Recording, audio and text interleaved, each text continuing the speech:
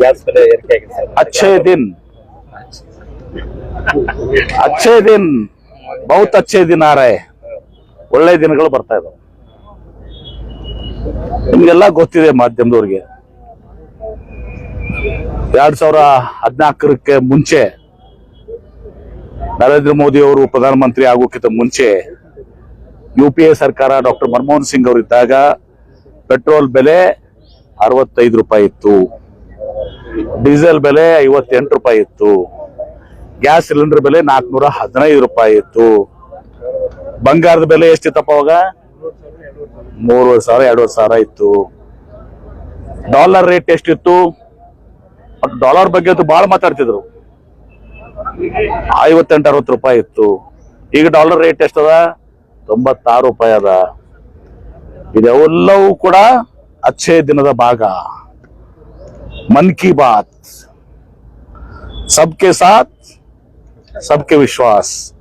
ರೈತರ ಆದಾಯ ದ್ವಿಗುಣ, fertiliser ಸಿಗಲಾಕತಿಲ್ಲ, rate ಅಂತೂ ಬಿಟ್ಟು ಬಿಡ್ರಿ, ಫರ್ಟಿಲೈಸರ್ ರೇಟ್ ಡಬಲ್ ಟ್ರಿಬಲ್ ಸಿಗ್ಲಾಕತ್ತೂ ಇಲ್ಲ. ಈಗ ನಿನ್ನೆ DC ಸರ್ ಫರ್ಟಿಲೈಸರ್ ನಮ್ಮ ಕಡೆ ಇಲ್ಲ ಅಂತೇಳಿ, ಅದಕ್ಕೆ ನಾನು ಸರ್ಕಾರದಲ್ಲಿ ಮಾತಾಡಿ ಆ ಫರ್ಟಿಲೈಸರ್ ಅನ್ನ ಪಡ್ಕೋಬೇಕು. ಯಾಕಂದ್ರೆ ಮನ್ಸೂನ್ ಬಂತು, ಈಗ 8ನೇ ತಾರೀಕಿಗೆ ನಾಳೆ ಪ್ರಾರಂಭ ಆಗ್ತದೆ ಅಂತ ಹೇಳಿದಾರೆ ಕೂಡ ಇದು ಮಾಡಿದ್ದಾರೆ.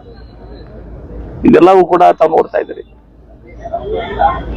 ಉದ್ಯೋಗ ಪ್ರತಿ ವರ್ಷ 2 ಕೋಟಿ ಉದ್ಯೋಗ, 12 ವರ್ಷ 24 ಕೋಟಿ ಉದ್ಯೋಗ ಸೃಷ್ಟಿ ಆಗ್ಲಿಲ್ಲ. ನೋಟ್ ಬ್ಯಾನ್ ಮಾಡಿ ಇರೋ ಉದ್ಯೋಗನು ಕಳೆದ್ರು. ಮುಂದೆ ಏನ್ ಹೇಳಿದ್ರು, ಪಕೋಡ ಮಾರಕ್ ಹೋಗ್ರಿ ಅಂತ ಹೇಳಿ. ಆ ಪಕೋಡ ಮಾರಕ್ ಹೋಗ್ಬೇಕಂದ್ರೂ ಕೂಡ ಕಷ್ಟ ಅದ. ಯಾಕಂದ್ರೆ ಈಗ ಗ್ಯಾಸ್ ಸ್ಟೋವ್ ಇಲ್ಲ, ಸಿಲಿಂಡರ್ ಇಲ್ಲ, ಎಣ್ಣೆ ಬೆಲೆನೂ ಕೂಡ 200 ರೂಪಾಯಿ ತಲುಪದ.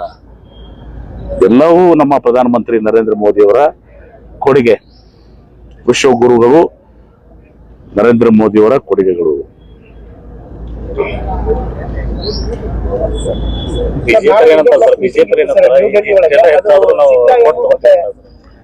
ಬಿಜೆಪಿ ನೀವು ಕೊಂಡು ತಗೋತಿರ್ಬೋದಪ್ಪ, ಶ್ರೀಮಂತರು ನೀವು, ವ್ಯಾಪಾರಿಗಳು. ಬಡವ್ರು ಏನ್ ಮಾಡ್ಬೇಕು? MB ಪಾಟೀಲ್ ತಗೋಬಹುದು, ಬಡವರು ಸಾಮಾನ್ಯ ವರ್ಗ ಜನ अच्छे दिन गरीबों के साथ मध्यम वर्ग के साथ ಅಂತ ಹೇಳ್ತಿದ್ರು. ನೀವು ಮಾಧ್ಯಮದವ್ರು ನೀವೇ ಆತ್ಮಾವಲೋಕ ಮಾಡ್ಕೊಂಡು ನಿಮ್ಗೆ ಏನ್ ತಿಳಿದ್ ಬರೀರಿ. ಯಾಕಂದ್ರೆ ನೀವು ಮಾಧ್ಯಮದವ್ರು ಏನಾಗ್ಯದ ಅಂದ್ರೆ, ನೀವು ಕೆಲವೊಬ್ರು, ಎಲ್ಲರದು ಅಲ್ಲ, ಎಲ್ಲ ಕೆಲವು ಮಾಧ್ಯಮ ಸಂಸ್ಥೆಗಳು ಎಲ್ಲ ಅದಾನಿ ಅಂಬಾನಿ ಕಡೆ ಆಗ್ಯದ. ಈಗ ಸೈಕಲ್ ಚಾಲು ಆಗ್ಯದ. ಈಗ ಮಂದಿ ಈಗ ಸೋಷಿಯಲ್ ಮೀಡಿಯಾದಾಗ ಎಲ್ಲಾ ಸ್ಟಾರ್ಟ್ ಮಾಡ್ಯಾರ.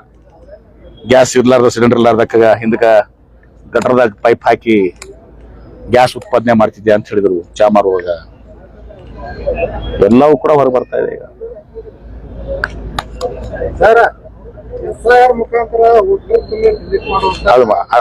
ಅದು ಬೇರೆ ಮಾಡಿ, ಬರೇ ಹಿಂದೂ ಮುಸ್ಲಿಂ ರಾಜಕಾರಣ ಮಾಡಿ ಹಿಂದೂಗಳು ಓಟ್ ಪಡೆದುಕೊಳ್ಳೋದು ಬಿಟ್ರೆ ಈ 14 ವರ್ಷದಲ್ಲಿ ಏನೂ ಆಗಿಲ್ಲ. ಉಲ್ಟಾ ನಮ್ಮ ದೇಶನ ಹಾಳು ಮಾಡಿದ್ದಾರೆ. ಏನು ನರಸಿಂಹರಾವ್ ಅವರು ಪ್ರಾರಂಭ ಮಾಡಿದ್ರು, ಮೂಲತಃ ಜವಾಹರ್ಲಾಲ್ ನೆಹರು ಅವರು, ಇಂದಿರಾ ಗಾಂಧಿ ಅವರು ಬಡವರು ಪರವಾಗಿ ಇದು ಮಾಡಿರುವಂತದ್ದು, ರಾಜೀವ್ ಗಾಂಧಿ ಅವರು ಇದು ಮಾಡಿರುವಂತದ್ದು, ಮನಮೋಹನ್ ಸಿಂಗ್ ಅವರು ಕಟ್ಟಿದಂತ ಹಣಕಾಸು ವ್ಯವಸ್ಥೆ ಏನಿತ್ತು, ಭವ್ಯ ಭಾರತ, ವಿಶ್ವಗುರು ನರೇಂದ್ರ ಮೋದಿ ಅವರ ಇದರಲ್ಲಿ ಆ ಭವ್ಯ ಭಾರತವನ್ನ ಸರ್ವನಾಶ ಮಾಡಿಬಿಟ್ಟಿದ್ದಾರೆ.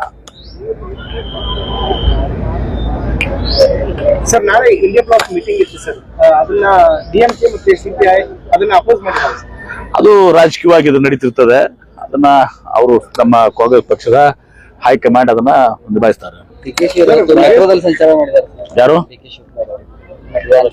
ಅದು ಅವ್ರಿಗೆ ಮೆಟ್ರೋ ಅವ್ರ ಮಂತ್ರಿ ಇದ್ರು, ಅವ್ರು ಎಲ್ಲ ಮಾಡಿದಾರೆ, ಮಾಡ್ಕೊಂಡು ನೋಡ್ಕೊಂಡು ಇದು ಮಾಡ್ತಾ ಇದಾರೆ. ಅಂದ್ರೆ ತುಟ್ಟಿ ಆಗ್ಯದ ಪಾಪ. ಏನ್ ಮಾಡ್ಬೇಕು ಅವರು? DK ಶಿವಕುಮಾರ್ ಅವರು ಮುಖ್ಯಮಂತ್ರಿಗಳು. ಪೆಟ್ರೋಲ್ ಡೀಸೆಲ್ ರೇಟ್ ತುಟ್ಟಾಗ್ಯದಲ್ಲ, ಏನ್ ಮಾಡ್ಬೇಕು ನಾವು? ನಿಮ್ಮ ಇವ್ರಿಗೆ MP ಅವ್ರಿಗೆ ಕೇಳ್ರಿ, ಹೋಗಿ ಸಂಸದರ ಕೇಳ್ರಲ್ಲ ಸ್ವಲ್ಪ ಇವೆಲ್ಲ. ಮೋದಿ ಅವ್ರ ಕಡೆ ಹೋಗಿ ಭೇಟಿ ಆಗಂತ ತಾಕತ್ತಿದ್ರಲ್ರಿ ಸರ್. ಇನ್ನೊಂದು ರಾಮಲಿಂಗಾರೆಡ್ಡಿ ಮನವೊಲಿಕೆ ಆಗಿದೆ ಸರ್, ಮತ್ತೆ ಆಗಿದೆ ಎಲ್ಲ ಹೇಳಿದ್ದಾನ, ಮೊದ್ಲೇ ಹೇಳಿದೆ ನಾನು. ಮನವೊಲಿಕೆ ಆಗ್ತದೆ, ಇವೆಲ್ಲ ಇರುವುದಕ್ಕೆ ಕುಟುಂಬದ ಸದಸ್ಯರ ಭಿನ್ನಾಭಿಪ್ರಾಯ ಇರ್ತದಪ್ಪ. ನಿಮ್ಮ ಮನೆಗಿಲ್ವಾ? ನಮ್ಮ ಮನೆಗಂತೂ ಅದಾವ. ಗಂಡ ಹೆಂಡತಿ ಜಗಾಡ್ತೀವಿ ನಾವು ಎಲ್ಲರ ಮನ್ಯಾಗ, ಮಕ್ಕಳು ಜಗಾಡ್ತಿರ್ತಾರ. ಕುಟುಂಬದ ಪಕ್ಷ ಅಂದಾಗ ಎಲ್ಲಾನು ಜಗಳ, ಸಣ್ಣ ಸಣ್ಣ ಭಿನ್ನಾಭಿಪ್ರಾಯಗಳು, ಸಣ್ಣ ಸಣ್ಣ ಅಸಮಾಧಾನ ಇರ್ತಾವ, ಎಲ್ಲಾನು ಬಗೆಹರಿಸ್ತಾರ. ಬಗೆಹರಿತಾವ ಅಂತ ಹೇಳ್ತೇವೆ ನಾವು. ಸರ್, ವಿಜಯಪುರದ ಬಾರ್ಡರ್ದಾಗ ಅಪರಾಧಗಳು ಜಾಸ್ತಿ ಆಯ್ತು. ಮೊನ್ನೆ 6 ಕೊಲೆ.